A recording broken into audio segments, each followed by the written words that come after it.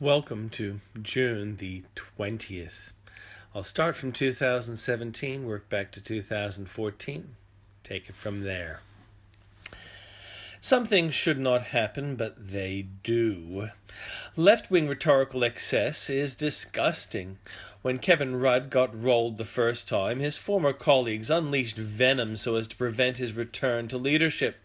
Some of the venom was misplaced, and Rudd returned and saved some of the furniture.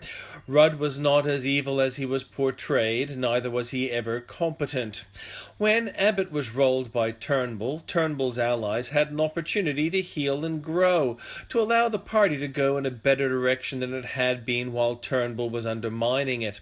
But Turnbull is not a competent leader either, and despite the venom he unleashed on Abbott, Abbott is the best replacement for Turnbull.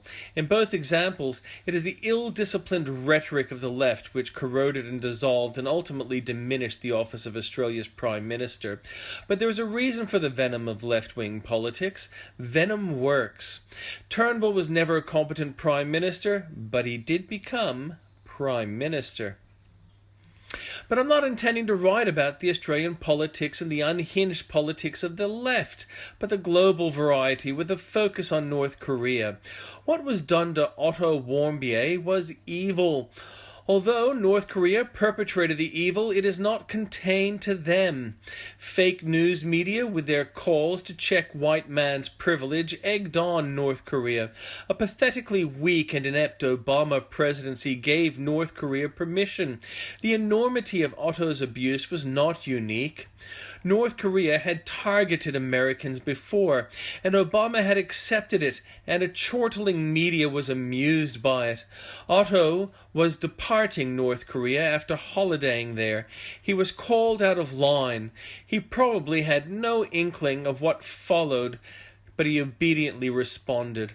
A trumped-up charge, an outrageous sentence, a craven U.S. president ordering his family to accept it, an unhinged media demanding Otto be made an example, and North Korea delivered an unexplained death of a young man whose only crime was to try to holiday there as a U.S. citizen. Trump cannot fix this crime. Only God will. But Trump can stand tall and do what a sniveling, weak Obama could not. North Korea has to learn there are consequences to their actions. In 451, the Battle of Chalons, Flavius Aetius battled Attila the Hun.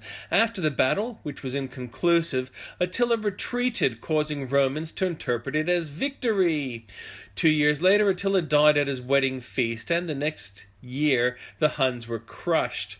1685, Monmouth Rebellion. James Scott, 1st Duke of Monmouth, declared himself King of England at Bridgewater. James was the illegitimate son of Charles II. He was executed for his attempt. 3 years later, his idiot uncle was removed from power by James II's son-in-law, William of Orange. 1789, deputies of the French Third Estate took the tennis court oath.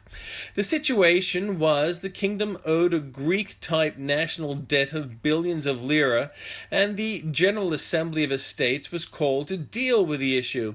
Except the Third Estate, First Estate being church, Second Estate nobility, Third Estate was 97% of the population, was locked out of the meeting. It heralded the coming revolution.